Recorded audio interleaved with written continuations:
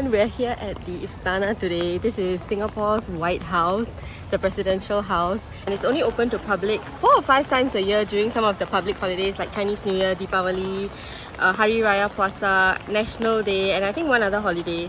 So today we're here for the Chinese New Year opening for Istana, and oh my god, it's raining so heavily, but that has not stopped people from coming here because it's so crowded.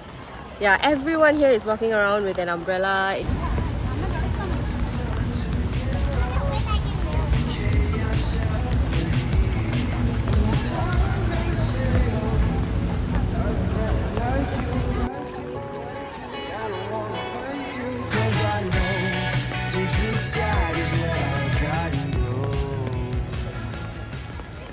So you guys may be wondering what is there to see at the Istana during the open house. So you get access to all the different gardens. They have Japanese garden, Chinese garden, and a bunch of different gardens. And also the attraction is getting to visit the main building.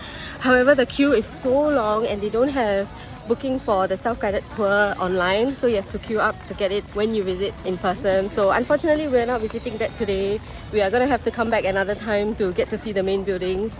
But yeah, otherwise, yeah, it's like an access to an exclusive botanic garden.